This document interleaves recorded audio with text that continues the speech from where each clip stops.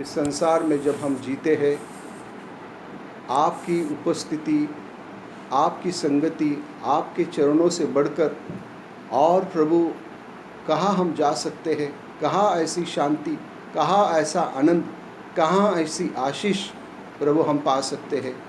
इस संसार में ऐसा कोई स्थान नहीं है। धन्यवाद देते हैं प्रभु जी, आज के इस दिन प्रभु जो धन्य समय आपके पवित्र चरणों के पास आपने हमें दिया है, इसलिए हम आपकी स्तुति और बड़ाई करते हैं। फिर एक बार प्रभु इस आखिरी सेशन के लिए हम आपकी ओर ताकते हैं। पढ़े हुए शास्त्र भाग को हमारे लिए आशीषित करें और प्रभु स्वर्गीय स्थानों से, उस स्वर्गीय सिंहासन से, उन दो करूबों के बीच से प्रभु आप हमसे बातें करें, ओ दयालु प्रभु। और फिर एक बार प्रभु आपकी वाणी सुनकर हमारे जीवनों को आप परिवर्तित करें और प्रभु जैसी जिसकी आवश्यकता है उसके अनुसार हर एक हृदय की भेंट ले। और प्रभु हम प्रार्थना करते हैं आपके स्वर्गीय राज के लिए आप हमें सिद्ध करें हमारी प्रार्थना है। मुझ निकम्मे दास की सहायता करें। फिर एक बार आपके अनमोल लहू के छिड़काव के नीचे लाता हूँ और इस बात को कबूल करता हूँ, आपके बिना मैं कुछ नहीं कर सकता हूँ। दयालु प्रभु, आपने कहा मैं तुझे कभी न छोड़ूंगा, कभी न त्यागूंगा। आपके वाचा के अनुसार प्रभु आपकी उपस्थिति मेरे संग रहे और आत्मा के द्वारा अगुवाई करे।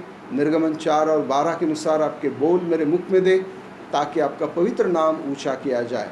हम धन्यवाद देते हैं उन सभी प्रियों के लिए जो प्रभु इस दूसरे सत्र के लिए भी हमारे मध्य में हैं। प्रभु आपने कहा जो धार्मिकता के भूखे और प्यासे हैं वो धन्य, क्योंकि वो तृप्त किए जाएंगे।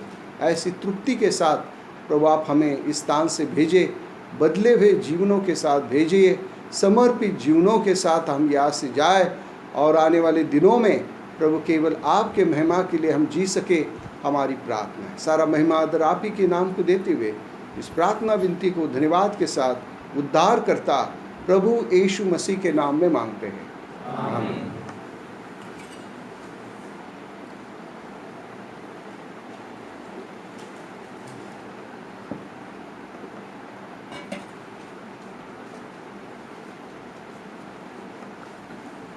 लूका रचित सुसमाचार उसका 10 अध्याय और 38 वचन से लेकर 42 वचन तक इस शास्त्र भाग को हमने पढ़ा है। और यहाँ पर हम देखते हैं कि प्रभु इस प्रमुख वचन को हमारे सामने लाता है। लूका रचित सुसमाचार और उसका 10 अध्याय और उसका 39 वचन, 39 वर्ष पढ़िए कोई भी। मरियम नामक उसकी एक बहन थी, वो प्रभु के चरणों में बैठकर उसका वचन सुन रही थी। हाँ, और उसी प्रकार 42 वचन, परंतु एक बात अवश्य है और उस उत्तम भाग को मरियम ने चुन लिया है जो उससे छीना न जाए। तो यहाँ पर हम देखते हैं प्रियो, प्रभु यीशु मसीह के चरणों के पास बैठना ये कोई व्यर्थ बात नहीं है, ये कोई व्यर्थ बात नहीं है। मगर प्रभु कहता है ये उत्तम भाग है, ये उत्तम भाग है और वो मरियम से छीना न जाएगा। ध्यान से सुनिए, हमारे मसीह जीवन में उद्धार पाने के बाद सबसे हमारे जीवन में जो महत्वपूर्ण बात है या जिसके लिए अधिक हम जिसको प्रथम स्थान देना चाहिए वो है हमारा मौन ध्यान का समय, क्वाइट टाइम जिसको हम बोलते हैं। ये हमारे विश्वासी जीवन के लिए ये बहुत बड़ी बुनियाद है। The most valuable and the most neglected, सबसे अधिक बहुमूल्य बात है, सबसे अधिक जिसकी आवश्यकता हमें है और सबसे अधिक लापरवाही उसके बारे में। मगर प्रियो, हम देखते हैं प्रभु इन वचनों के द्वारा हमसे बातें करना चाहते हैं। मरियम के बारे में प्रभु हमको बता रहे हैं कि जब कहीं सुसमाचार में हम देखते हैं मरियम का नाम लिखा गया है, वो हमेशा कहाँ पर है?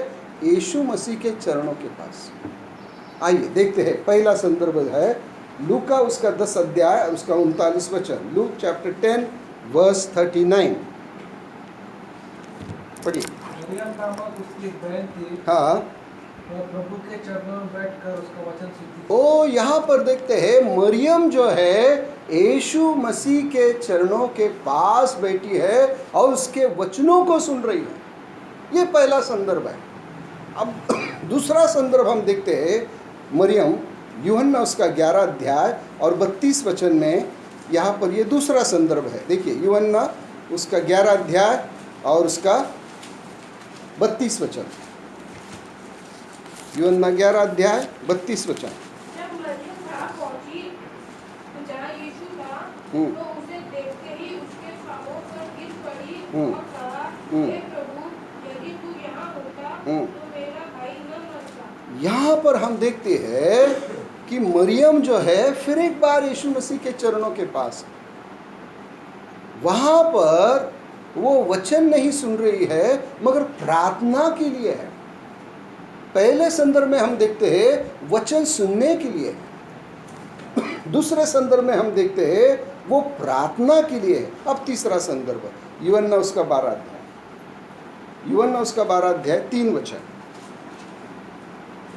तब मरियम ने जटामासी का आधा सेर बहुमूल्य इत्र लेकर यीशु के पाँव पर डाला और अपने बालों से उसके पाँव पोंछे यहाँ और इत्र की सुगंध से घर सुगंधित हो गया। तो यहाँ पर तीसरा संदर्भ हम देखते हैं कि मरियम कहाँ पर है, फिर एक बार यीशु मसीह के चरणों के पास। प्रियो पतरस ने कहा, हे प्रभु, अनंत काल के जीवन तेरे ही पास है और हम कहाँ जाए।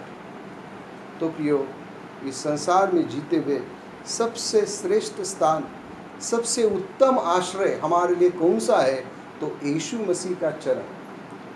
चाहे उसकी वाणी सुनने की बात हो, चाहे कहीं दुख मुसीबत में हम हैं, हमें प्रार्थना करना है, या हृदय आनंद से भरा है, हमें आराधना करना है। हर समय हम देखते हैं, तीनों संदर्भ में हम देखते हैं मरियम जो है वो यीशु मसीह के चरणों के पास है। अब ये उसके चरणों के पास रहना ये क्या दर्शाता है? एट हिज फीट, उसके चरणों के पास रहना क्या सिखाता है? इसका अर्थ ये है कि एक अधीनता का जीवन, एक जिसको लाइफ ऑफ सबमिशन कहते हैं। दूसरी बात हम देखते हैं कि ये प्रभु यीशु मसीह के चरणों के पास का जीवन क्या दर्शाता है? ये तृप्ति को दर्शाता है। इस संसार में और कोई स्थान नहीं है कि जहां पर मुझे ऐसी तृप्ति मिल सकती है। एक ही स्थान है, वो है यीशु मसीह का चरण। तो हम देखते हैं मरियम जो है यीशु मसीह के चरणों के पास है, तो वो क्या प्रकट करती है कि मैं इसके अधीनता में रहना चाहती हूँ, और यहाँ बैठी जब मैं हूँ तो मैं जीवन में बड़ी संतुष्ट हूँ। तो प्रिय, हम देखते हैं कि यहाँ पर मरियम जो है यीशु मसीह के वचनों के द्वारा वो सीख रही है, और अपनी आराधना जब करती है, अपने प्रेम को भी मसीह के प्रति वो प्रकट करती है। तो ये काम प्रियो प्रतिरोज हमें करना है। उसकी वाणी सुनना है, उसके चरणों में प्रार्थना करना है, उसके चरणों में हमें आराधना करना है। ये रोज हमें करना है, मगर कैसे करना है? ये कोई प्रियो एक डल रूटीन नहीं होना चाहिए। पढ़ना करके पढ़ लिए, प्रार्थना करना करके कर लिए, या आराधना करना करके कर लिए, ऐसा नहीं।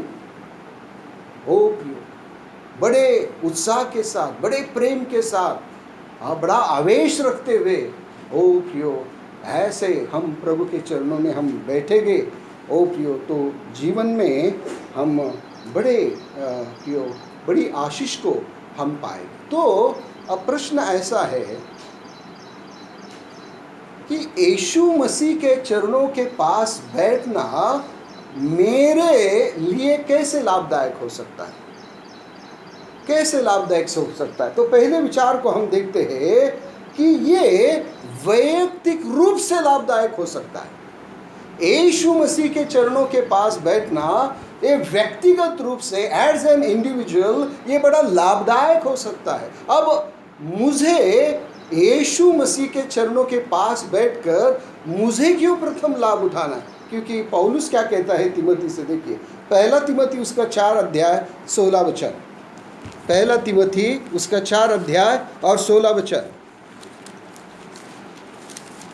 पढ़िए। अपनी और अपने उद्देश्य की चौकसी रख, हाँ, अपने और अपने उपदेश की चौकसी मराठीत वाचा। आपणाकडे व आपल्या शिक्षणाकडे नीट लक्ष ठेवा. अरे पहिला आपणाकडे लक्ष द्या आणि मग काय शिक्षण द्यायचं त्याच्याकडे तुम्ही लक्ष द्या. परत एकदा वाचा शिष्य. आपणाकडे व आपल्या शिक्षणाकडे नीट लक्ष ठेवा. हा, अरे आपणाकडेच लक्ष नाही दिलं तर काय प्रभूसाठी आपण जगू शकणार, काय प्रभूची सेवा करू शकणार आहे, काय आत्मे जिंकू शकणार आहे, काय प्रभूचा गौरव करू शकणार आहे, काय करू शकणार. स्वतःविषयी जर माणूस बेफिकीर राहील, म्हणून संत पावलानं तिमोथेला म्हटलं आपणाविषयी पहिलं. इंग्लिश में कैसा है देखिए, पहला तिमोथी 4:16 पढ़िए, किंग जेम्स. हाँ, किंग जेम्स में पढ़िए. Take heed unto thyself. फिर आगे, हाँ उसके बाद वो शिक्षा की बात है. पहला खुद को देखो, पहला आपका वैयक्तिक जीवन कैसे प्रभु के चरणों के पास बैठकर आशीषित हो जाए उसकी ओर तो पहला ध्यान दे, फिर बाद में सेवा के बारे में सोचो. ओ प्रियो, बहुत ही ये महत्वपूर्ण भाग है. हम देखते हैं कि ये व्यक्तिगत रूप से कैसे लाभदायक हो सकता है. पहले विचार को हम देखते हैं कि अगर प्रभु यीशु मसीह के चरणों के पास हम बैठेंगे तो क्या होगा कि आत्मिक रीत्या हम स्वयं समृद्ध हो जाएंगे. Individually we will be enriched. हम देखते हैं छोटे बच्चों को क्या करते हैं, दूध नहीं देते, उसमें बोर्नविटा डाल के उनको देते हैं. क्यों? दूध से उनको शक्ति नहीं मिलेगा क्या? मिलेगा. और उसमें बोर्नविटा डाल के क्या करते हैं और भी वो शक्ति पाए. ओके, तो हम देखते हैं जैसे वचन में हमने देखे पौलुस बोलता है कि तू अपनी ओर टेक हीड टू thyself. अगर तू इस वचन के द्वारा समृद्ध नहीं होगा, तेरी सेवा कैसी आशीषित होगी? तू किसको क्या बता पाएगा? ओ सुसमाचार नहीं दे पाएगा, ओ मेरी सेवा भी नहीं कर पाएगा, संसार में ज्योति के समान तू चमक नहीं पाएगा, ओ शत्रु के हमले को कैसा तू सामना करेगा? हाँ, टेक हीड टू thyself. तू अपने विषय प्रथम. ओ प्रियो, हम बहुत कुछ करना चाहते हैं, मगर जब तक हम स्वयं हम इसके द्वारा, इस वचन के द्वारा प्रभु यीशु मसीह के चरणों के पास बैठ के हम स्वयं समृद्ध नहीं होते, एनरिच नहीं होते, हमारी सेवा कोई भी फलवंत नहीं होती. It will be a just formality. ये फॉर्मेलिटी होगा, उसमें कोई बल नहीं होगा. तो इसलिए तू अपने लिए पहला अपने ओर तू ध्यान दे. और हम देखते हैं कि ये प्रियो आत्मिक समृद्धि हमें प्राप्त करना है, क्योंकि प्रियो प्रभु के चरणों के पास बैठना, यीशु मसीह ने कहा ये उत्तम भाग है. क्यों उत्तम भाग है? क्योंकि ये चरणों के पास बैठकर तू अनंत काल की बातें जान रहा है, तू सच्चाई को जान रहा है, तू प्रेम को जान रहा है, अनंत महिमा की बातें जान रहा है. और ये सारी बातें कैसी है? वो हमें आत्मिक रूप से समृद्ध बनाने वाली बातें. अब देखिए इस विचार को कैसे हम समझें. पत्रस ने इस विचार को कैसे प्रकट किया? प्रेरितों के काम उसके 3 अध्याय में हम पढ़ते. देखिए प्रेरितों के काम, प्रेरितों के काम उसका 3 अध्याय और उसका 6 वचन. प्रेरितों के काम उसका 3 अध्याय 6 वचन. जब पतरस ने कहा, चांदी और सोना तो मेरे पास है नहीं, परंतु जो मेरे पास है वो मैं तुझे देता हूँ. यीशु मसीह नासरी के नाम से चल फिर. यहाँ पर हम देखते हैं पत्रस जो है संसारिक रीति से क्या था? धनवान था क्या? कैसे क्या था? वो बोला हमारे पास सोना चांदी कुछ नहीं है, पैसा भी नहीं होगा उसके पास, मगर क्या बोलता है कि सोना चांदी सोना और चांदी तो मेरे पास नहीं है, परंतु मेरे पास है वो तुझे देता हूँ। यीशु मसीह नासरी के नाम में चल। और फिर 7वें वचन, और उसने उसके दाहिने हाथ पकड़ के उसे उठाया और तुरंत उसके पाँव में और टखनों में बल आ गया और उछल कर खड़ा हो गया और चलने फिरने लगा और चलता और कूदता और परमेश्वर की स्तुति करता हुआ उनके साथ मंदिर में गया। क्यों? क्योंकि पत्र जो है आत्मिक रीति से समृद्ध था, संसारिक रीति से कंगाल था। हम क्यों नहीं ऐसा कर पा रहे? क्योंकि प्रियो, जो आत्मिक समृद्धि हमारे जीवन में होनी चाहिए वो न करने के कारण इस समृद्धि में हम दूसरों को भी नहीं ला पा रहे। ओ प्रियो, और इसलिए हम देखते हैं कि हम अपने प्रति प्रियो सावधान रहना है। जब तक हम समृद्ध नहीं होंगे, उद्धार तो पाए हैं मगर ये समृद्धि नहीं हमारे जीवन में, तो प्रियो प्रभु के लिए हम उपयोगी पात्र नहीं ठहर सकते। हम करते रहेंगे मगर वो एक औपचारिकता होगी जिससे सिर्फ प्रियो हमारा मानसिक समाधान होता है। प्रियो, कृपा करके आपके जो मोबाइल से कम उसको साइलेंट मोड पे करें। अगर बंद करते हैं तो और भी अच्छा है। तो प्रियो, यहाँ पर हम देखते हैं कि पत्रस जो है वो आत्मिक रीति से समृद्ध है और वो कहता है सोना चांदी मेरे पास कुछ नहीं है। ओ प्रियो, क्या हम ऐसी प्रभु के लिए गवाही दे सकते हैं? सोना चांदी मेरे पास नहीं है मगर मेरे पास क्या है? यीशु मसीह का नाम है और वो तुझे देता हूँ। नासरी यीशु मसीह के नाम में तू चल। और हम देखते हैं कि प्रियो कैसा अद्भुत काम प्रभु ने उसके प्रति उसके द्वारा प्रियो उस व्यक्ति को कैसी चंगाई दी और परमेश्वर के नाम की महिमा हुई है। तो प्रियो, हम देखते हैं कि मरियम ने ऐसे अच्छे भाग को चुना था, यानी आत्मिक रीति से वो समृद्ध हो गई। और हम देखते हैं ये बात कैसी है। आइए हम देखते हैं यिर्मयाह की किताब उसका 23 अध्याय और 12 वचन में ये बात कैसी है। यिर्मयाह की किताब क्षमा करें, अय्यूब की किताब उसका 23 अध्याय और 12 वचन। अय्यूब की किताब 23 अध्याय 12 वचन। क्या परमेश्वर स्वर्ग के ऊंचे स्थान में नहीं है? अय्यूब उसकी आज्ञा का पालन करने से मैं न हटा। हाँ, और मैंने उसके वचन अपनी इच्छा से हाँ, कई अधिक काम के जानकर सुरक्षित रखे। हाँ, ये हमारा हिंदी में इतना ट्रांसलेशन ठीक नहीं है। मराठी में पढ़िए सिस्टर। त्याच्या तोंडची आज्ञा पाळण्यास मी माघार घेतली नाही। हाँ, माझ्या स्वतःच्या मनोरथ पलीकडे मी त्याचे तोंडची वचने जतन करून ठेवली आहे। हाँ, इंग्लिश में जो है, इंग्लिश में लिखा है, पढ़िए एक बार इंग्लिश वाले। Neither have I gone back from the commandment of his lips.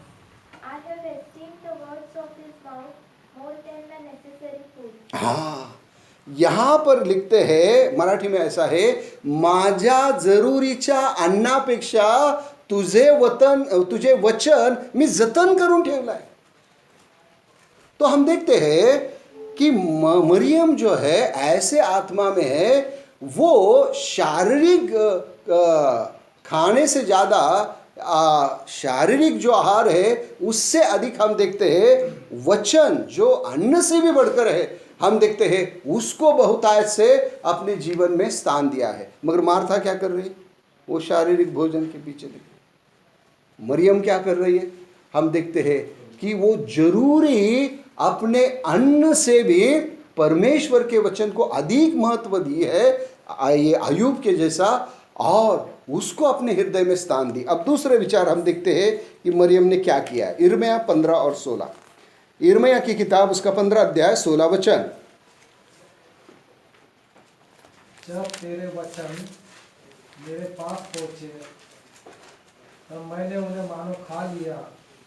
तो तेरे वचन मेरे मन के हर्ष और आनंद का कारण हुए, क्योंकि हे सेनाओं के परमेश्वर यहोवा, मैं तेरे रब कहलाता हूँ। हाँ, तो यहाँ पर यिर्मयाह भी देखते हैं, वो कहता है जब तेरा वचन मेरे पास पहुँचा तब मैंने उन्हें मानो खा लिया। और तेरे वचन मेरे मन का हर्ष और आनंद हो गया। हम देखते हैं कि वो कहता है मैं तेरे वचन को खा लिया, यानी शारीरिक भोजन से भी अधिक यहाँ पर यिर्मयाह को देखते हैं प्रभु की वचन की भूख और प्यास है, और उसी आत्मा में मरियम भी है। अब तीसरा संदर्भ हम देखते हैं मत्ती 4:4, यीशु मसीह के शब्दों में, मत्ती उसका 4 अध्याय 4 वचन पढ़िए। यीशु ने उत्तर दिया, लिखा है मनुष्य केवल रोटी ही से नहीं हाँ परंतु हर एक वचन से जो परमेश्वर के मुख से निकलता है जीवित रहेगा। हाँ, और हम देखते हैं जिस प्रकार आयूब ने वचन को स्थान दिया है, जिस प्रकार यिर्मयाह ने वचन को स्थान दिया है, जैसे यीशु मसीह वचन को महत्व देते हैं, उसी प्रकार मरियम ने अपने जीवन में उसे स्थान दिया है। और इसलिए हम देखते हैं कि ये वचन के द्वारा वो समृद्धि हुई है। तो पहला विचार हम देखते हैं कि यीशु मसीह के चरणों के पास बैठने के द्वारा क्या लाभ होगा? वैयक्तिक लाभ होगा। वैयक्तिकरित्या आपल्याला लाभ होईल. कसा लाभ होईल? तर आपलं आत्मिक जीवन जे आहे हे समृद्ध होईल. हमारा आत्मिक जीवन समृद्ध होगा, और जब हमारा आत्मिक जीवन समृद्ध होगा, यही समृद्धि हम दूसरे को बांट सकते हैं। अगर हम आत्मिक रीति से समृद्ध नहीं है, क्यों समृद्ध नहीं? क्योंकि उसके चरणों के पास हम बैठे नहीं। हम आयूब के जैसा नहीं बैठे, हम यिर्मयाह के जैसा नहीं बैठे, हमने यीशु मसीह के जैसे, जिसने कहा कि मनुष्य केवल ना तो रोटी से मगर परमेश्वर के मुख से निकले हुए हर एक वचन के द्वारा वो जीवित रहे, उसको हमने प्रधानता प्रमुख स्थान हमने नहीं दिया, इसलिए हम समृद्ध नहीं हुए। तो पहले विचार हम देखते हैं, ये आत्मिक समृद्धि हमारे जीवन में लाता है। प्रभु के पास बैठकर उसके वचन सुनना, उसके चरणों में आकर प्रार्थना करना, ये हमको क्या करता है? वैयक्तिक रूप से समृद्ध बनाता है। और दूसरा विचार हम देखते हैं, ना केवल समृद्ध हमें बनाता है मगर बल भी देता है। ये सारी बातें वैयक्तिक रूप से हम देखते हैं। ना केवल वैयक्तिकरित्या आम्हाला समृद्ध करतो, म्हणजे धनवान करतो, परंतु प्रियानो तो आम्हाला बलवान देखील करतो। तो उसके लिए हम देखते हैं कि भजन 104 और 15 में, भजन संहिता 104 और 15 वचन, भजन संहिता 104 और 15 वचन पढ़िए जल्दी। और दाखमधु से मनुष्य का मन आनंदित होता है, हाँ, तो तेल जिससे उसका मुख चमकता है, और अन्न जिससे वह संभल जाता है। यहाँ पर हम देखते हैं, हमारे हिंदी में वो ऐसा वैसा ट्रांसलेशन होना चाहिए, वैसा नहीं है। इधर लिखा है और अन्न जिससे वो संभल जाता है, संभल नहीं जाता है। इंग्लिश में लिखा है कि ब्रेड विच स्ट्रेंथनेथ द हार्ट। रोटी क्या करती है? हृदय को बल देती है। तो ये यीशु मसीह के पास बैठकर ये जीवन की रोटी प्राप्त करना हमको क्या करती है? बल देती है। पहला विचार हमने देखा, वैयक्तिक रूप से ये क्यों महत्वपूर्ण है? क्योंकि उससे हम आत्मिक जीवन हमारा धनी होता है, समृद्ध होता है, एनरिच होता है। अब दूसरे विचार को देखें कि हमारा आत्मिक जीवन बड़ा स्ट्रांग होता है, हमसे आत्मिक जीवन दृढ़ होतं, आम्ही बलवान होतो, आम्ही बलवान होतो। प्रियो, इस संसार में जब हम रहते हैं तो अलग अलग प्रकार की ताकत होती है, जिसको हम देखते हैं कि मनुष्य बल, ह्यूमन पावर। उसके बाद हम देखते हैं कि आत्मा की शक्ति होती है। तो इस संसार में जब हम जीते हैं प्रियो, ये आत्मिक जीवन जब हम जी रहे हैं इस संसार में, हमारे शारीरिक शक्ति कुछ काम नहीं आए। हमें कौन सी शक्ति चाहिए? आत्मिक शक्ति चाहिए। और जब तक वैयक्तिक रूप से प्रभु के चरणों में बैठकर समृद्ध नहीं होगे, बलवान नहीं होगे, ओ प्रियो, ये शक्ति कहाँ से मिले? कहाँ से मिले?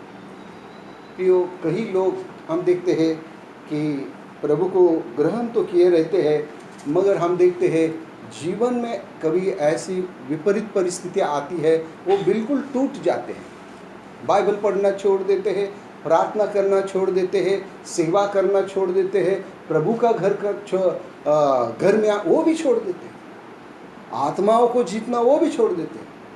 क्या बात है भाई, कैसे ऐसा क्यों हुआ? ध्यान से सुनो। कोई बिल्डिंग है, कोई बिल्डिंग है, उस बिल्डिंग में अगर तीसरे मंजिल में दीवार में क्रैक आ जाता है, तो क्रैक क्यों है मालूम है? वो सीमेंट और रेती के कारण नहीं है। वो क्रैक क्यों है मालूम है? वो क्रैक इसलिए आया है क्योंकि उसकी बुनियाद पक्की नहीं है, उसकी बुनियाद ठीक नहीं। वैसे हमारे जीवन में जब मसीह जीवन में कठिन परिस्थितियां आ जाती है और प्रियो हम जिस प्रकार उन परिस्थितियों का सामना करना है, हम जब उसमें असफल हो जाते हैं, कई बार परिस्थिति को दोष लगाते हैं, व्यक्ति को दोष लगाते हैं, मगर समस्या बाहर नहीं होती है, समस्या भीतर होती है, हमारे अंदर होती है। क्योंकि हम प्रभु के चरणों में बैठकर जो समय बिताना है वो नहीं बिताने के कारण जब ऐसी परिस्थिति आए हम टूट गए, हम निराश हो गए। पिछले दिनों में एक हमारे अहमदनगर डिस्ट्रिक्ट में एक ऐसी घटना हो गई कि एक नामधारी परिवार था और उनका एक बेटा था और वो बहुत बड़ा पियक्कड़ था और एक दिन अचानक उसकी मृत्यु हो गई। घर वाले सब नामधारी है, तो उसकी मृत्यु होने के बाद उसकी माँ जी एक बार क्या बोल रही है, मेरे बेटे का मृत्यु हो गया, परमेश्वर क्या सो गया था? किसको दोषी ठहरा रहे? परमेश्वर। ओके, मगर हम देखते हैं कि वो क्यों मर गए। उस जो उनके जीवन में बुरी आदत थी, शराब पीते थे, उसके लिए सारा शरीर उनका खराब हो गया और प्रियो प्रभु के पास कभी नहीं आए, वचनों को कभी नहीं सुने, प्रभु को ग्रहण नहीं किए, मगर दोष किसको लगा रहे? परमेश्वर क्या सो रहा था? सुनकर प्रियो मैं इतना दुखी हो गया। मैं बोला कमाल के लोग हैं, कमाल के लोग कि जो करना था वो नहीं किए, अब परमेश्वर को दोष लगा रहे। तो हम देखते हैं जो व्यक्ति प्रभु को ग्रहण नहीं किया है और हम देखते हैं प्रभु के चरणों के पास प्रियो जो प्रतिरोज नहीं बैठता है, हम देखते हैं जब समस्या आ जाती है वो टूट जाता है, ही कोलैप्स, वो उसकी बुनियाद ठीक नहीं। इसलिए मैंने कहा कि हमारे मसीह जीवन का प्रियो सबसे महत्वपूर्ण बात ये भाग है, हमसा जो शांत समय है, हमारा जो मौन ध्यान का समय है, हमारा जो क्वाइट टाइम जिसको कहते हैं, इस बारे में अगर हम लापरवाह रहेंगे, हम प्रभु की महिमा के लिए कभी नहीं जी सकते। प्रभु की महिमा हमारे जीवन के द्वारा होगी भी नहीं। तो हम बोले कि मैं रोज पढ़ रहा हूँ, बाइबल पढ़ रहा हूँ, वो आपका मानसिक समाधान है, वो मानसिक समाधान है। जो मिठास, वो ध्यान, वो जो क्वाइट टाइम है या मौन ध्यान का जो समय है उसमें होना चाहिए, वो मिठास नहीं है, वो औपचारिकता है। ओ प्रियो, और ऐसा समय प्रियो हमारे लिए कोई लाभदायक हो नहीं सकता। तो पहले विचार को हमने देखा, यीशु मसीह के चरणों के पास क्यों बैठना है, तो उससे लाभ किसको होगा? वैयक्तिक रूप से। और वैयक्तिक लाभ हमने उठाएंगे, वैयक्तिक रूप से समृद्ध नहीं होंगे, वैयक्तिक रूप से हम बल नहीं पाएंगे, तो क्या प्रभु के लिए जी सकेंगे? प्रभु ने कहा तुम जगत की ज्योति हो, तुम्हारे भले कामों को देखकर स्वर्गीय पिता की महिमा हो। अरे कैसे भले काम करेंगे? प्रभु के चरणों में नहीं आ रहे, कैसे चमक पाएंगे? चमक भी नहीं सकते, प्रभु की महिमा भी नहीं कर सकते। तो जैसे मैंने कहा, सबसे महत्वपूर्ण ये बात है और सबसे अधिक लापरवाही इसी के बारे में होती है, क्योंकि शत्रु को मालूम है ये व्यक्ति यीशु मसीह के चरणों के पास बैठती है, वचन पर मनन करती है, प्रार्थना में समय बिताती है, ये सारी दुनिया को हिला दे सकती है, तो उसको वो होने नहीं देता। हमको आलस आ जाता है, हमको नींद आती है, लोगों के साथ घंटों देर हम गपशप लगाते हैं, मोबाइल की तो कोई सीमा ही नहीं है, मगर यीशु मसीह के चरणों के पास बैठने की जब बात है वो सबसे बोरिंग है। ओ, याद रखिए, ये संसार बहुत बुरा है और इस संसार में जीने के लिए हमारी शक्ति काफी नहीं है, हमको आत्मिक बल की शक्ति है। ऐसी शक्ति कहां से पाएंगे अगर हम यीशु मसीह के चरणों के पास नहीं आते। ओ प्रियो, शत्रु हमको उलट पुलट कर देगा, ओ हमको वो लज्जित कर देगा, हम बिल्कुल पराजित जीवन जिएंगे। क्यों? क्योंकि प्रियो, जो शक्ति प्रभु के चरणों के पास हमें पाना है उसके बारे में हम लापरवाह किए और इसलिए ऐसी बदतर हमारी हालत हुई। अब दूसरा विचार हम देखते हैं कि अगर मैं, ये वैयक्तिक रूप से हमने देखा कैसे लाभ होता है। अब दूसरे विचार को और हम जाते हैं कि अब ये यीशु मसीह के पास बैठना दूसरों के लिए कैसा लाभ हो सकता है। आप बोलेंगे हमको कुछ करना पड़ेगा, तो यहाँ पर मरियम कुछ नहीं कर रही, वो यीशु मसीह के चरणों को सबसे महत्वपूर्ण स्थान दी और हम देखते हैं कि उसका लाभ, मरियम जब यीशु मसीह के चरणों के पास बैठती है वैयक्तिक तो लाभ वो उठाई।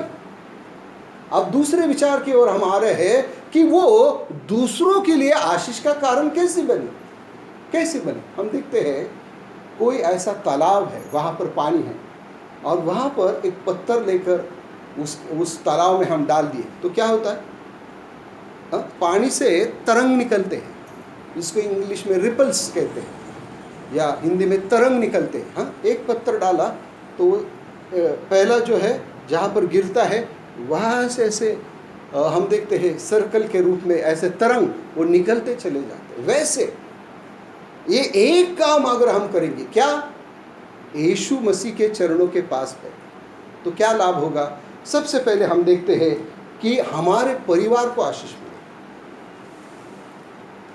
हमारे परिवार को आशीष मिलेगी। अब प्रश्न ऐसा है कैसी आशीष मिलेगी। अब परिवार की हालत क्या है यहाँ पर हम देखते हैं। आइए हम देखते हैं लूका उसके 10 अध्याय में परिवार की हालत क्या है कि जो मार्था है वो क्या कर रहे हैं। देखिए लूका उसका 10 अध्याय में परिवार की क्या हालत है। अब परिवार को आशीष कैसी मिलेगी, मगर उसके पहले हालत हम देखते हैं। लूका उसका 10 अध्याय और उसका हम पढ़ते हैं, लूका उसका 10 अध्याय और उसका 40 वचन पढ़िए जल्दी। परंतु मार्था सेवा करते करते घबरा गई। अरे ये तो घबरा गई। हाँ पढ़िए।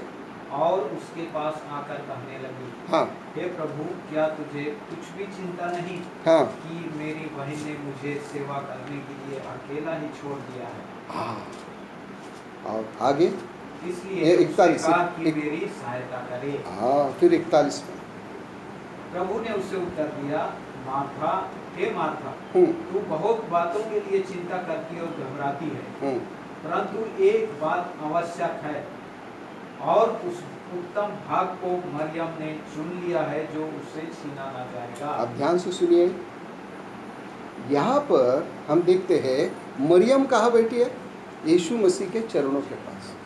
मार्था क्या कर रही है, क्या कर रही है, रसोई घर में खाना पका रही हो, उनके लिए बना रही है, कोई गलत काम नहीं है, मगर उनके लिए बना रही है। मगर प्रमुखता किसको देनी चाहिए, तो यहाँ पर हम देखते हैं कि मार्था जब यीशु मसीह के चरणों के पास बैठी नहीं है तो यहाँ पर लिखा है वो घबराई है। जो यीशु मसीह के चरणों के पास नहीं बैठता वो उसके जीवन में ऐसी घबराहट होती है। दूसरी बात हम देखते हैं 41 वचन में प्रभु उससे कहता है कि तू बहुत बातों के लिए चिंता करती है। क्या बात है भाई, चेहरे पे से दिखाई दे रहा है बहुत टेंशन में है। कारण क्या है मालूम, यीशु मसीह के चरणों के पास नहीं बैठ रहा वो। सरल जीवन में डर भय क्यों है, यीशु मसीह के चरणों के पास नहीं बैठ रहा है। और क्यों इतना तनाव उसके जीवन में है, उसका कारण ये है कि यीशु मसीह के चरणों के पास वो नहीं बैठ रहा है।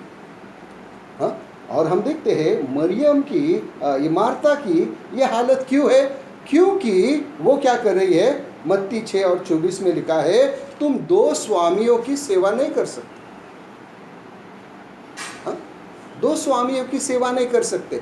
और हम देखते हैं कि ये घर की भी उसको चिंता लगी है और प्रभु की ओर भी उसका ध्यान है। प्रभु एक स्वामी है और एक काम भी एक स्वामी है।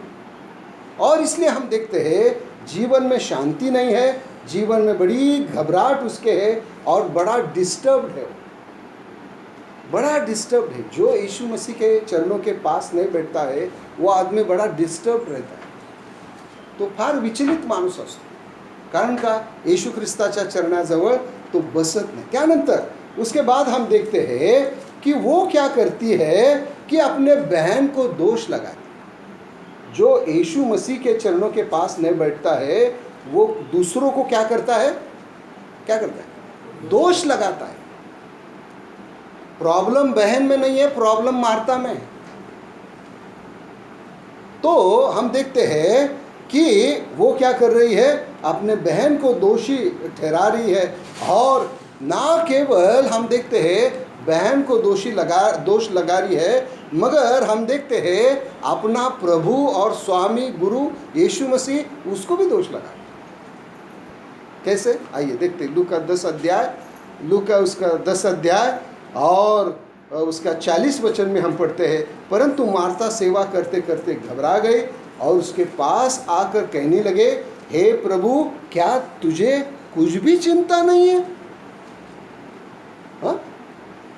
हम देखते हैं स्वयं तो डिस्टर्ब है, स्वयं तो चिंता से भरी हुई है, स्वयं तो घबराई हुई है, अपने बहन को भी दोष लगाई। और अब किसको दोष लगाई? अपना गुरु और स्वामी यीशु मसीह को भी दोष। कई बार प्रियो हम देखते हैं विश्वासी लोग क्या करते हैं, जैसे मैंने अभी भी कहा, एक जो स्त्री है परमेश्वर को दोष दे रही थी। ओ प्रियो, वैसे हम भी हमारे जीवन में कई बार हमको ऐसा लगता है प्रभु क्या कर रहा है ऐसे समय। हाँ, मैं उद्धार पाया हुआ व्यक्ति हूँ, प्रभु ने ऐसी मेरी सहायता क्यों नहीं की? ये मार्था जैसे क्यों प्रियो ऐसा वो कहने लगी? क्योंकि वो यीशु मसीह के चरणों के पास वो बैठी नहीं है। और उसको लगता है कि क्या लगता है, देखिए लूका उसका 10 अध्याय और उसका 40 वचन आखिर में लिखा है, इसलिए उससे फिर मेरी सहायता, वो कहते हैं प्रभु, क्या तुझे कुछ भी चिंता नहीं कि मेरी बहन ने मुझे सेवा करने के लिए अकेले ही छोड़ दिया है? इसलिए उससे कहे कि मेरी सहायता कर। और एक विचार यहाँ पर, कुछ लोगों को ऐसा लगता है मैं ही सब कुछ कर रहा हूँ। वो कौन कहते हैं?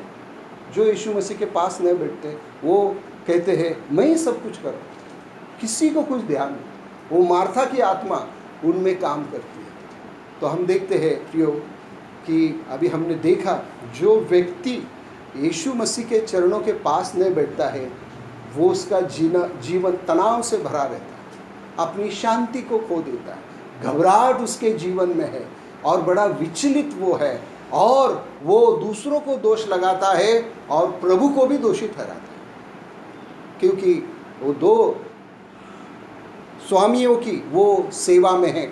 और इसलिए हम देखते हैं मरियम ने अच्छा भाग चुना था और प्रभु उससे कहता है, देखिए लूका उसका 10 अध्याय, लूका उसका 10 अध्याय और 42 वचन, ये 41 और 42 ऐसा 41-42 पढ़िए जल्दी जल्दी। प्रभु ने उससे उत्तर दिया, मार्था, हे मार्था, तू बहुत बातों के लिए चिंता करती और घबराती है, परंतु एक बात आवश्यक है और उस उत्तम भाग को मरियम ने चुन लिया है जो उससे छीना ना जाएगा। हाँ, यहाँ पर हम देखते हैं प्रभु क्या करता है, ये ऐसी घबरावी जो मारता है, तनाव में जो मारता है, बहन को दोष लगाने वाली मारता है, प्रभु को दोष लगाने वाली मारता है। प्रभु उससे बातें करता है कि मार्था मार्था, मरियम की ओर देख। उसने क्या किया है? उत्तम भाग को चुना है। तू भी ऐसे भाग को चुनेगी, तू बिल्कुल शांति में रहेगी और तू बिल्कुल किसी को दोष नहीं लगाएगी, तू मुझे भी दोषी नहीं ठहराएगी। इसलिए प्रभु उसका ध्यान मार्था की ओर आकर्षित करता है। और हम देखते हैं कि अब मार्था जो है मरियम के जीवन के द्वारा एक पाठ सीखती है। क्या पाठ सीखती है? अब देखिए, लूका 10 अध्याय में हम देखते हैं बहुत ही घबराई हुई है और काफ़ी तनाव में है और अपने बहन को भी दोषी ठहराती है और प्रभु को भी दोषी ठहराती है। मगर लूका 10 से लेकर हम देखते हैं लूका 12 अध्याय में जब हम आते हैं, देखिए लूका 12 यूहन्ना अध्याय 12, यूहन्ना उसका 12 अध्याय और उसका हम पढ़ते हैं 2 वचन, पढ़िए।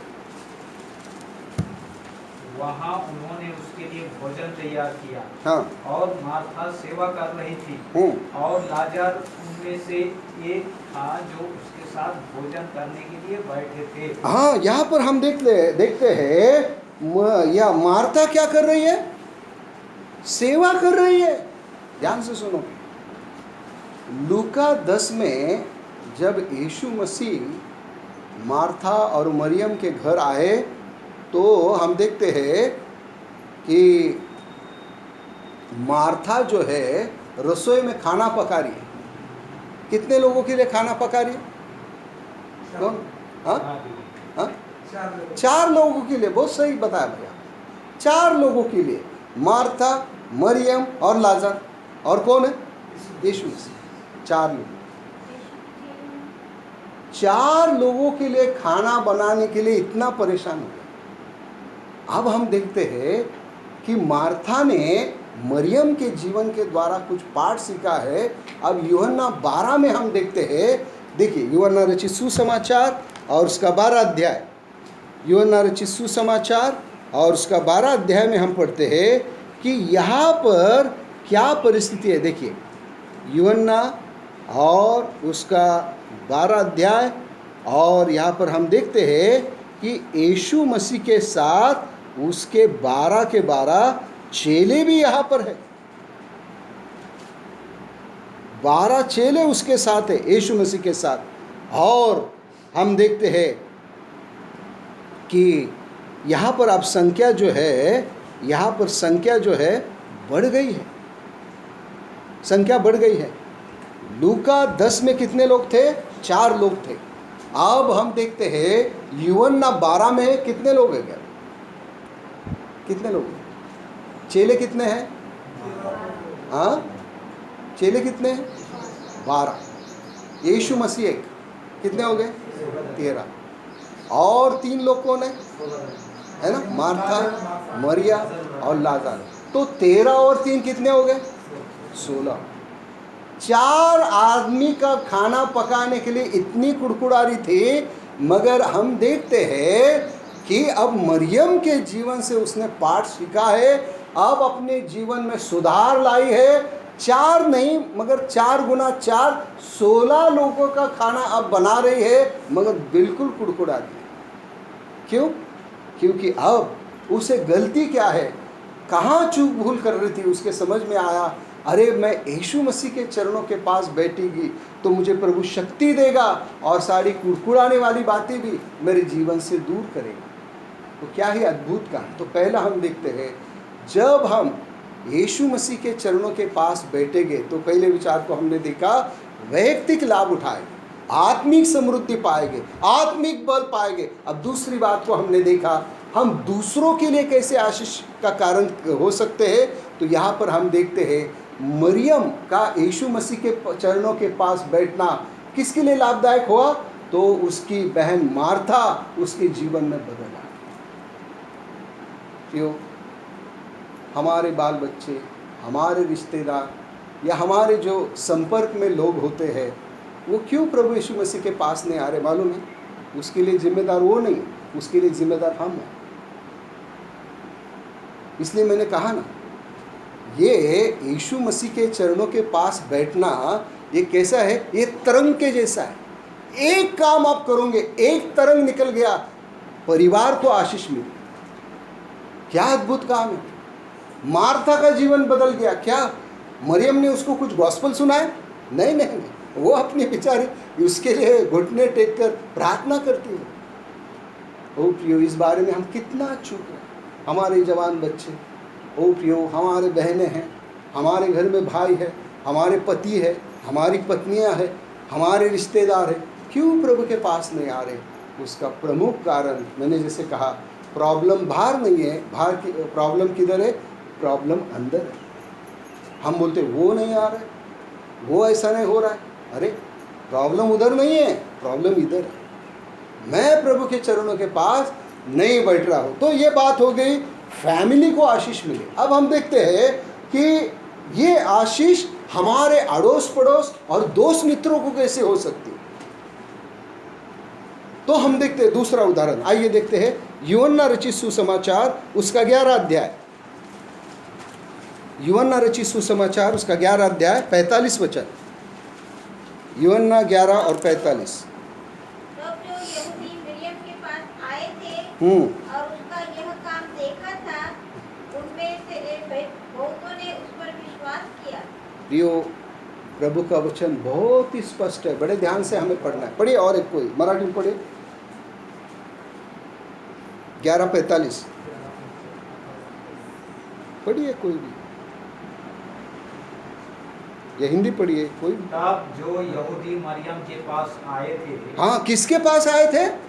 मरियम के। हाँ, मार्था के पास नहीं गए, मरियम के पास आए थे। हाँ, और उसका यह काम देखा था। हाँ, उनमें से बहुतों ने उस पर विश्वास किया। क्या अद्भुत कहा।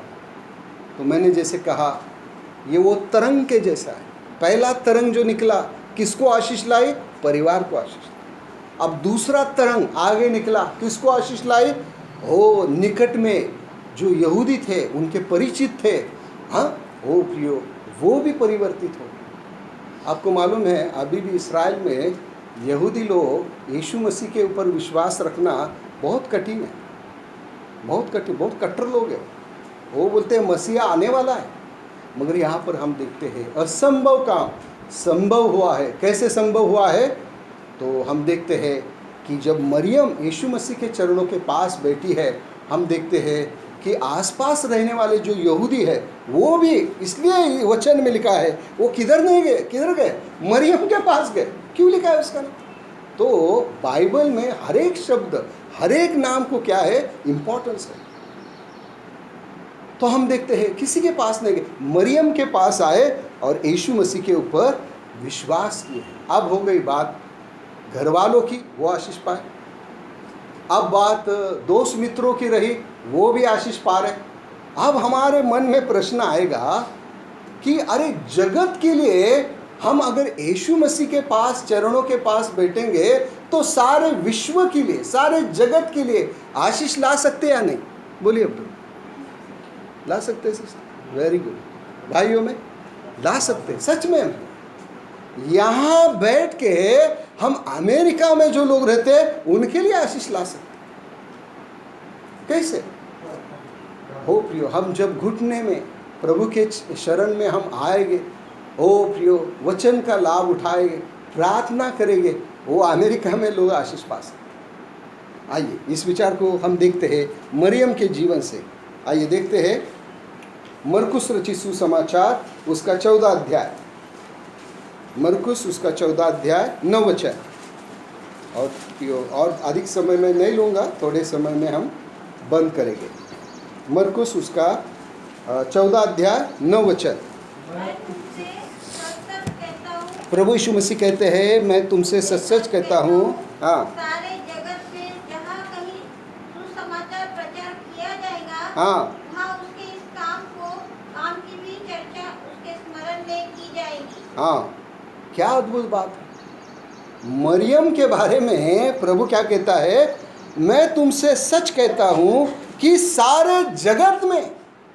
अब तरंग कहाँ पर पहुँच गया? बोलिए भाई, सारे जगत को आशीष लाया। क्या ये अद्भुत बात है! ये कैसे संभव हुआ? एक व्यक्ति जब प्रभु के चरणों के पास बैठती है, वो उस प्रेम और लगन से, उस खराई से, तो घर वाले आशीष पाए, मार्था का जीवन बदल गया और निकट के दोस्त लोग आशीष पाए। और हम देखते हैं ये आशीष कहाँ तक फैली? सारे जगत तक फैल सकती। ओ प्रियो, क्या ये अद्भुत सामर्थ्य है कि जब हम यीशु मसीह के चरणों के पास बैठते हैं तो प्रियो हम इसके बारे में कितनी कितनी लापरवाही करते हैं प्रियो। तो हमने देखा कि मरियम जो है वो यीशु मसीह के चरणों के पास वो कैसे समय बिताती है, और उसके द्वारा पहले विचार को हमने देखा किसका जीवन आशीषित हुआ? स्वयं का वैयक्तिक लाभ। कैसे वैयक्तिक लाभ? आत्मिक समृद्धि उसको मिली। दूसरी बात, आत्मिक रूप से उसने बल पाया।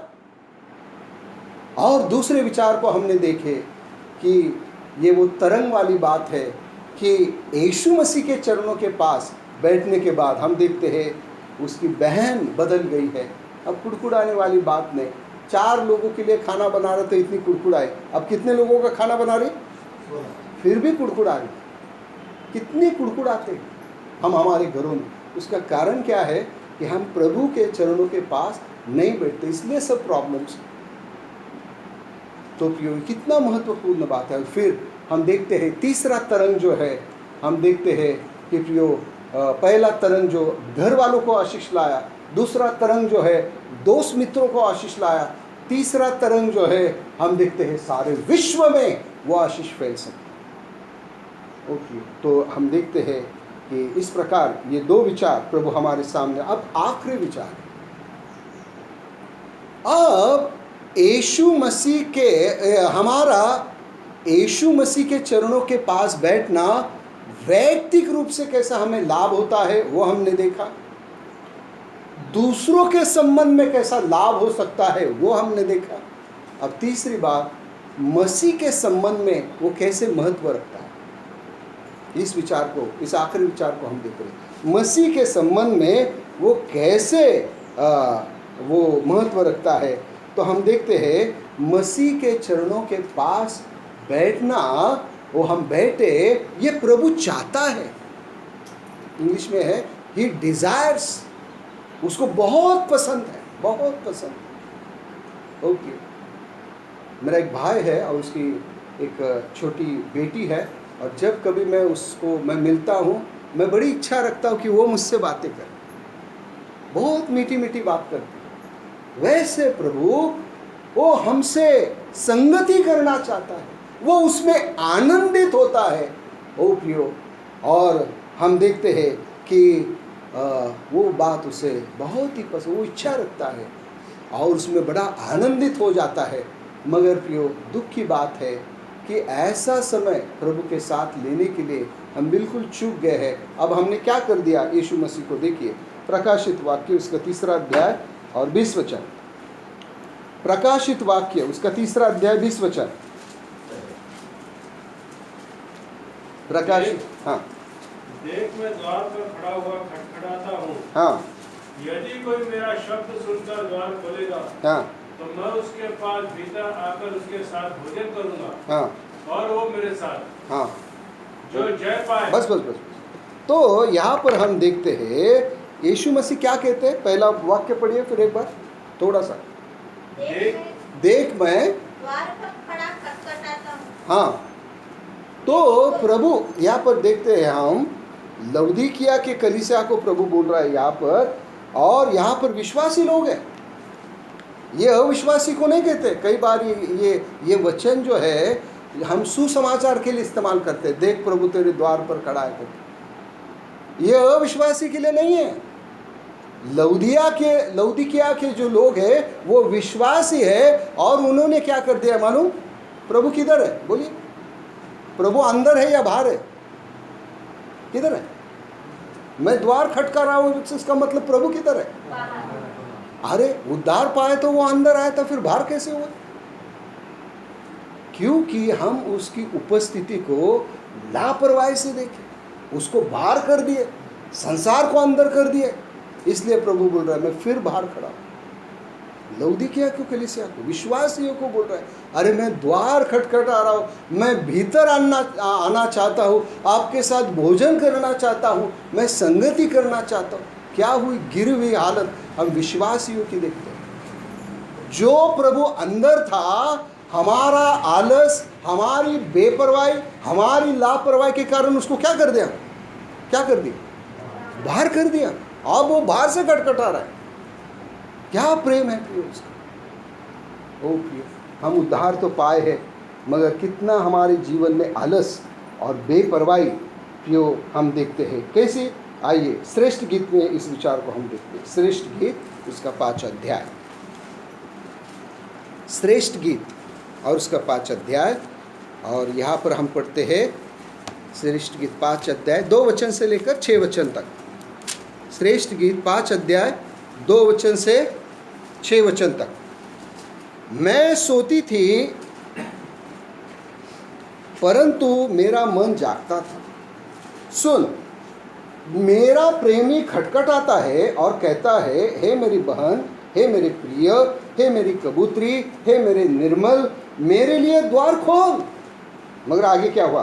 क्योंकि मेरा सिर ओस से भरा है और मेरी लटे रात में गिरी हुई बूंदों से भीगी है, और मैं अपना वस्त्र उतार चुकी हूँ, मैंने फिर कैसे पहनूं? मैं तो अपने पाँव को धो चुकी थी, अब उनको कैसे मैले करूं? मेरा प्रेमी ने अपना हाथ किवाड़ के छेद में भीतर डाल दिया, तब मेरा हृदय उसके लिए उमड़ उठा। मैं अपने प्रेमी के लिए द्वार खोलने को उठी, और मेरा हाथ से गंधरस टपका, और मेरी उंगलियों पर से टपकता हुआ गंधरस बेंडे की मूठों पर पड़ा। मैंने अपने प्रेमी के लिए द्वार तो खोला, परंतु मेरा प्रेमी मुड़कर चला गया था।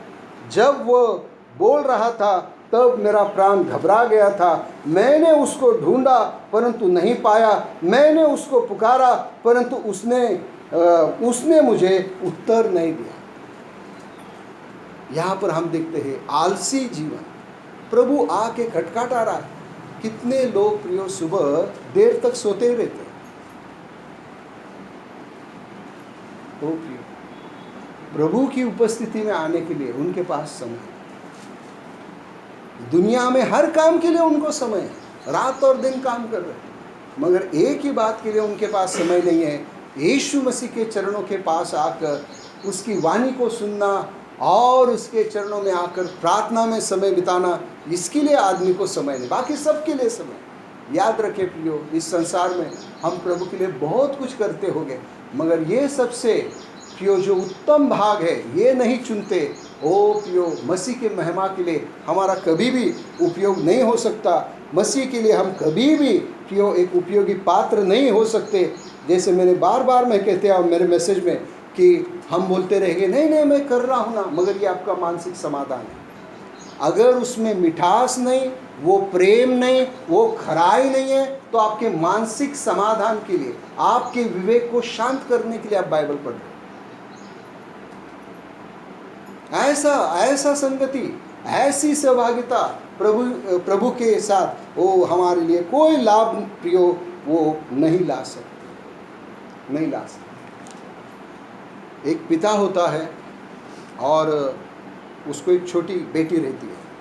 वो बेटी से बहुत प्रेम करता है, और एक दिन उसका बर्थडे रहता है, पिता का बर्थडे रहता है। तो उसकी बेटी जो है कुछ तो गिफ्ट लाती है, और दौड़कर जहाँ पर हॉल में डैडी बैठे रहते हैं उस हॉल में वो आती है, और वो लड़की जो है डैडी को चूमती है और कहती है डैडी हैप्पी बर्थडे, और वो ऐसा गिफ्ट जो है डैडी को देती है, और तुरंत वो दूसरे कमरे में भाग जाता है। डैडी क्या करता है? वो गिफ्ट को देखता है, अरे मेरी बेटी ने कितना अच्छा गिफ्ट दिया, और उसको बहुत अच्छा लगता है। मगर प्रियो, डैडी को गिफ्ट नहीं चाहिए। डैडी को गिफ्ट नहीं चाहिए। डैडी क्या चाहता है? ओ मेरी बेटी मेरे सामने बैठी, ओ मेरे साथ वो बातें करे, ओ मैं उससे बातें करूंगा, मैं उसको निहारूंगा, ओ उसकी बातों को मैं सुनूंगा, मेरे बातों को उसको सुनाऊंगा। ये डैडी चाहता है। डैडी गिफ्ट नहीं चाहता। डैडी कहता है बेटी मैं तेरा बहुत ही आभारी हूँ कि तूने ये गिफ्ट मुझे दिया है, मगर बेटी वास्तविक रूप से तेरा डैडी कैसे खुश होगा मालूम है? ये गिफ्ट से नहीं होगा। बेटी जब तू मेरे पास बैठी, जब मैं तुझे देखूंगा, जब मैं तुझसे बातें करूंगा, ओ जब मैं तेरे साथ समय बिताऊंगा, ये गिफ्ट से ज़्यादा खुशी मेरे हृदय में हो। बेटी मैं तेरे गिफ्ट को नहीं चाहता। ओ प्रियो, आज भी हम प्रभु को गिफ्ट देने की और प्रियो उसके द्वारा प्रभु को खुश करने का प्रयास मत करो। वो स्वर्ग और पृथ्वी का धनी है। थोड़ा कुछ हम काम किए, वो थोड़ा कुछ हम प्रभु को दिए, इससे प्रभु हमारा खुश हो जाएगा, प्रसन्न हो जाएगा, ये बात नहीं की। प्रभु के साथ समय बिताओ। हमारा स्वर्गीय डैडी जो है हमारे गिफ्ट्स को नहीं चाहता है, हमको चाहता है। हम उसके पास बैठे, हम उसकी वाणी को सुने। वो हमको देखना चाहता है, वो हमें सुनना चाहता है, वो हमसे प्रेम करना चाहता है। वो प्रियो, ऐसी संगति हमारे डैडी, स्वर्गीय डैडी के साथ हम बिताएं। आइए प्रियो, वचन के प्रकाश में हम अपने आप को जांचें। क्या मरियम ने जैसे उत्तम भाग को चुना, वैसे हमने उत्तम भाग को चुना है, या हमारा जीवन औपचारिकता का जीवन है? ओ प्रियो, हमने देखा कि क्यों प्रभु के चरणों में समय बिताना है। क्यों बिताना है? क्योंकि जब तक स्वयं इसके द्वारा समृद्ध नहीं होगे। पतरस ने क्या कहा? हमारे पास सोना चांदी कुछ नहीं। अभी के दिनों में मसीह से ज़्यादा सोना चांदी आदमी के पास ज़्यादा हो गया, मगर हम देखते हैं आत्मिक जीवन दरिद्र है, दूसरों को कुछ नहीं दे सकते। आजकल के ज़माने में हम देखते हैं यीशु मसीह के चरणों में बैठने के लिए आदमी को क्या लगता है मालूम? कल मैंने जैसे बताया कि जिसको आराधना बोरिंग रखती है is not fit for heaven, वो स्वर्ग के लिए तैयार नहीं है। वैसे प्रियो, हम देखते हैं वचन सुनना, प्रभु के कुछ लोग काम बहुत करते हैं, मगर वचन सुनने के लिए प्रभु के चरणों के पास वो बैठने उनको बड़ा बोरिंग लगता है। ऐसे लोग वो प्रभु के लिए उपयोगी पात्र कदापि नहीं बन सकते, कदापि। अब बाइबल में देखिए, बाहर के जगत में देखिए, जो बड़े बड़े दास जिनको प्रभु ने इस्तेमाल किया है, वो अधिकतर समय प्रभु के चरणों में बिताने वाले हैं। वो प्रियो, उनके द्वारा प्रभु ने अपनी महिमा करा दी। मगर कुछ लोगों को यीशु मसीह के पास बैठना क्या है? बोरिंग है। मगर हम देखते हैं कि निर्गमन की किताब, या निर्गमन नहीं, व्यवस्था विवरण में 32 अध्याय, व्यवस्था विवरण और उसका 32 अध्याय और उसका 47 वर्स या 46-47 पढ़ी। व्यवस्था विवरण ड्यूटोनॉमी और उसका 32 अध्याय 46 और 47 पढ़िए ऊंची आवाज से। तब उसने उनसे कहा, हाँ, जितनी बातें मैं आज तुमसे चिताकर कहता हूँ, उन सब पर अपना मन लगाओ, और उनके अर्थात हुई इस व्यवस्था की सारी बातों के मानने में चौकसी करने की आज्ञा अपने बच्चों को दी। बच्चों को दो, हाँ, बच्चों को दो, क्योंकि यह तुम्हारे लिए व्यर्थ काम नहीं, परंतु तुम्हारा जीवन ही है। बस प्रभु कहता है ये वचन जो है ये आपके लिए व्यर्थ नहीं है, ये बोरिंग वाली बात नहीं है। क्या है ये? क्या है ये? क्या लिखा है? ये जीवन ही है। ये बात तुम्हारे लिए व्यर्थ नहीं है। ये क्या है? वो जीवन है। पतरस ने कहा, कहाँ जाएंगे प्रभु हम तुझे छोड़ के? ओ प्रियो, कई लोग हैं, ध्यान से सुनिए, वो स्वर्ग में यीशु मसीह के साथ कितना दिन रहना चाहते हैं? बोलिए। हाँ, लॉन्ग लाइफ और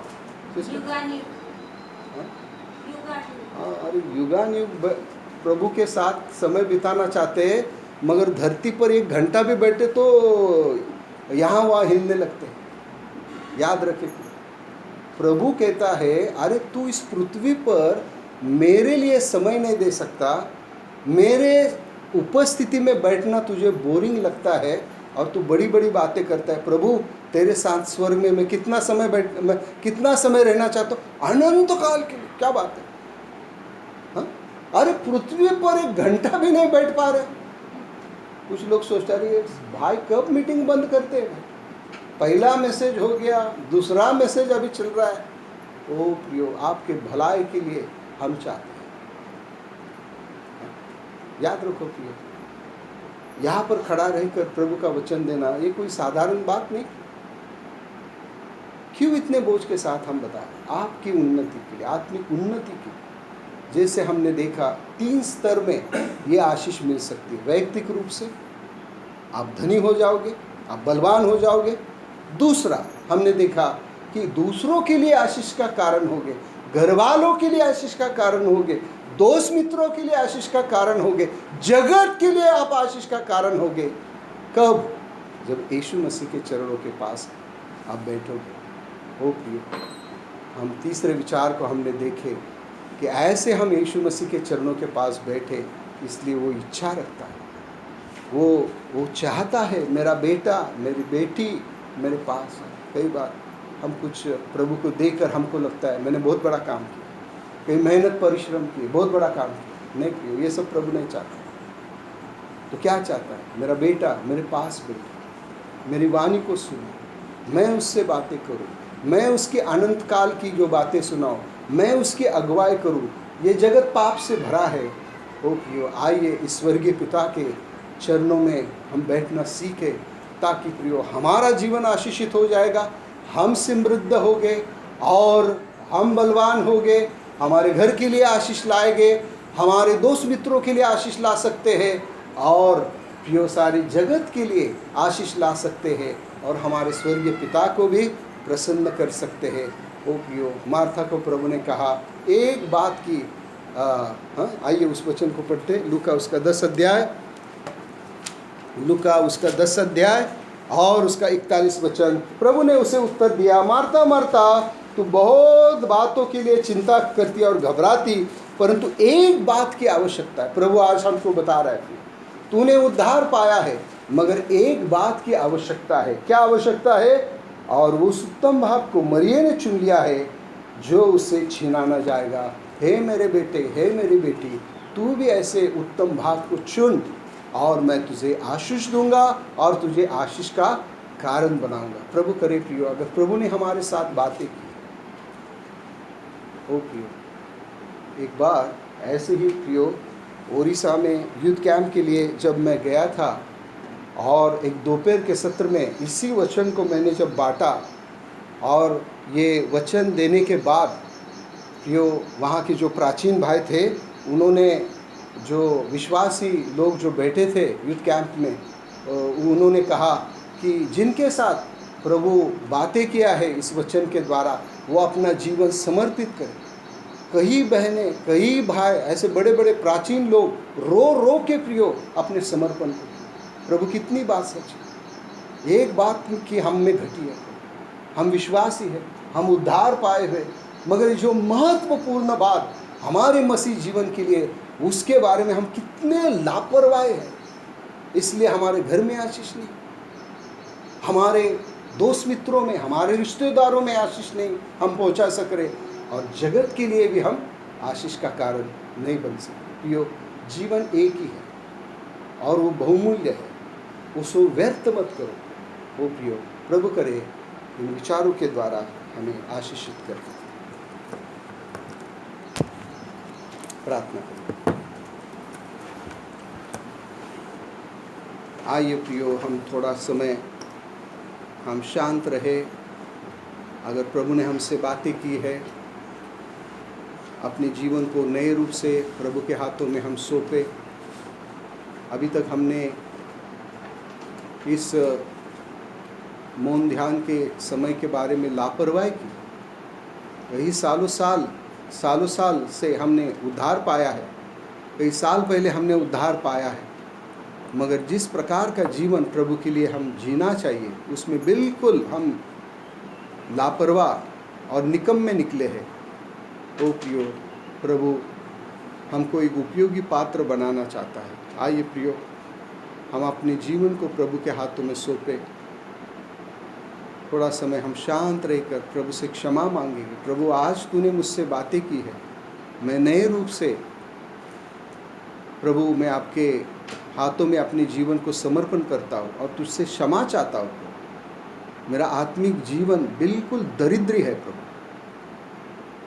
मेरा आत्मिक जीवन बिल्कुल कमज़ोर है प्रभु, और उसी के कारण ना तो प्रभु आपके महिमा के लिए प्रभु मैं जी पा रहा हूँ, ना तो मेरे परिवार के लिए आशीष का कारण हो पा रहा हूँ, ना तो मेरे रिश्तेदार दुष्ट मित्रों के लिए मैं तेरी आशीष ला पा रहा हूँ, ना तो जगत के लिए आशीष का कारण हो रहा हूँ।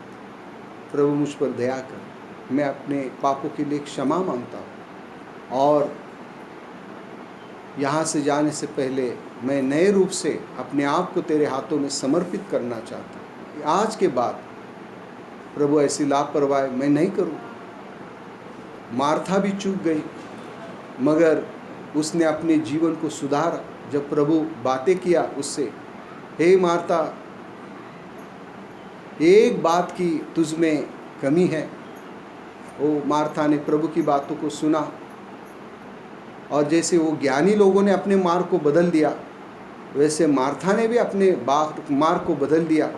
उसके बाद वो कभी कुड़कुड़ाई नहीं। 16 लोगों के लिए खाना बनाना है, फिर भी कुड़कुड़ाई नहीं। ओ प्रियो, ऐसा बदला हुआ जीवन प्रभु हमको देना चाहता है। आइए प्रभु के हाथों में हम अपने आप को समर्पित करें, प्रभु से क्षमा मांगे। प्रभु जी, कहीं परिश्रम करते हुए ऐसे कहीं भेंट तुझे देकर तुझे खुश करने का प्रयास मैंने किया, मगर आज तूने मुझे बताया कि एक सच्चा संतोष प्रभु आपको किस में होता है। जब मैं तेरे पास रहता हूँ, तेरी वाणी को सुनता हूँ, तेरे संकल्पों को जानता हूँ, मैं तुझसे बातें करता हूँ, इस बात में तुझे बड़ा संतोष होता है। प्रभु, ऐसे बलिदानों के द्वारा मैंने तुझे खुश करने का प्रयास किया, मेरी क्षमा कर। प्रभु, मैं तेरे संग रहूँगा, तेरे निकट रहूँगा। ओ प्रभु, मेरी तू सहायता कर। ऐसे समर्पण के साथ हम अपने जीवन को उसके हाथों में सौंपें, और प्रभु एक नए रूप से हमारे जीवन में, हमारे परिवार, हमारे कलीसिया में वो आशीष को उंडेलेगा। यहाँ पर कोई ऐसा है कि अभी तक उद्धार के लिए यीशु मसीह के चरणों के पास नहीं आया है, जैसे लूका 7 में एक पापी स्त्री आई, यीशु मसीह के चरणों के पास आई, और प्रभु ने उसे कहा, तेरे पापों की क्षमा हुई, शांति से तू जा। प्रियो, इस स्थान से, प्रभु के घर से कैसे जाओगे? अशांत रीति से जाओगे, या प्रभु के चरणों में आकर अपना पाप कबूल करके शांति से जाओगे, जीवन को लेकर जाओ? ओ प्रियो, प्रभु आपकी सहायता करें। प्रार्थना करते हैं। प्रेमी स्वर्गीय पिता, हम बहुत ही आभारी है जो धन्य समय आपके चरणों में आपने हमें दिया है। संसार इसकी कीमत नहीं जानता है। संसार को ये बातें व्यर्थ लगती है, मगर जैसे आपने कहा, ये तुम्हारे लिए जीवन है, ये अनंत काल की आशीष है। ओ प्रभु, ऐसा उत्तम भाग चुनने का ये सुनहरा मौका आज के दिन आपने हमें दिया है। हम आपके नाम को धन्यवाद देते हैं। कल के दिन भी प्रभु आराधना का समय हमारे लिए आशीषित किए, आज भी सुबह का समय आपने हमारे लिए आशीषित किया। वो 2 मार्गों के बारे में आपने हमसे बातें की। अब इस प्रभु दूसरे सत्र में आपने यीशु मसीह के चरणों के पास बैठना हमारे लिए कैसा वो आशीष का कारण हो सकता है, उसके लगाव में जो विचार लाए, हम बहुत ही आभारी। आप हमारी क्षमा करें। इसमें हम चूकने के कारण हमारा आत्मिक जीवन जैसा समृद्ध होना चाहिए वैसा नहीं है। जैसे बल हमको पाना है, सालों साल से प्रभु हमने उद्धार पाया है, कई साल बीत गए, मगर हमारा आत्मिक जीवन अभी भी कमज़ोर है। ओ दयालु प्रभु, हम आपसे क्षमा चाहते हैं। हमारे परिवार के लिए हम आशीष नहीं, मगर हम ठोकर का कारण ठहरे। आप हमारी क्षमा करें। हमारे रिश्तेदारों के लिए, हमारे मित्रों के लिए, हमारे प्रियों के लिए हम ठोकर का कारण ठहरे। प्रभु, आप हमें क्षमा करें। ओ प्रभु, संसार के लिए भी हम कोई आशीष नहीं ला सके, हम उसके लिए भी क्षमा चाहते हैं। कई बार प्रभु दान अर्पणों के द्वारा हम आपको खुश करने का प्रयास किए, मगर आपने हमें बताया कि उससे भी मैं संतुष्ट नहीं। प्रभु उसके लगाव में भी हम क्षमा चाहते हैं। ओ प्रभु, हम पर दया करें, हमारी पापों की क्षमा करके आने वाला जो समय है, हमारा शेष जीवन है, प्रभु के चरणों में बिताने के लिए आप हमारी सहायता करें। धन्यवाद देते हैं भूसावल की इस कलीसिया के लिए, और दयालु प्रभु यहाँ पर जो हमारे प्रिय भाई और बहन और जो परिवार है, उन सब के लिए धन्यवाद देते हैं। हमारे भाई पैडी है, और भाई प्रशांत है, भाई खालको है, और भाई आनंद है, और प्रभु दूसरे भी प्रियजन हैं जिनके नाम हम नहीं जानते हैं, मगर हर एक परिवार के लिए, हर एक जवानों के लिए, भाई और बहनों के लिए हम हृदय से धन्यवाद देते हैं कि प्रभु आपने उन्हें चुना है और प्रभु आपके इस झुंड में रखा है। हम आभारी हैं। जिस काम को आपने आरंभ किया है, प्रभु यीशु मसीह के दिन तक आप उसको पूरा करें, हमारी नम्र हृदय से प्रार्थना है। दयालु प्रभु, आपके सारी आशीष और भलाई के लिए फिर एक बार हम हृदय से हम आपकी स्तुति और बड़ाई करते हैं। दयालु प्रभु, आने वाले दिनों में ये सेवा और भी फलवंत करें, उद्धार पाते हुए आत्मा कलीसिया में जोड़े जाए, और ये कलीसिया संख्या में बढ़े और आत्मिक बल में भी बढ़े, हमारी नम्र प्रार्थना है। दयालु प्रभु, धन्यवाद देता हूँ प्रभु इस निकम्मे दास के प्रति, इन प्रियों ने जो प्रेम सेवा की है, उसका बहुतायत से प्रतिफल उनको देकर आशीषित करें। आज रात के समय मैं भी यात्रा करके नागपुर की ओर जाता हूँ। प्रभु, जो 2 दिन की सेवा है, आपके प्रभु जो चुने हुए दास है, जो गॉड सर्वेंट्स है, उनके मध्य में वो दयाल प्रभु उस संगति को भी आप आशीष का कारण करें। फिर एक बार आपकी सारी भलाई के लिए हम धन्यवाद देकर इस प्रार्थना विनती को धन्यवाद के साथ उद्धारकर्ता प्रभु यीशु मसीह के नाम में मांगते हैं, आमीन। अब प्रभु यीशु मसीह का अनुग्रह, पिता परमेश्वर का प्रेम और पवित्र आत्मा की संगति आप सबके साथ, आपसे लेकर युगान युग तक बनी रहे। आमीन।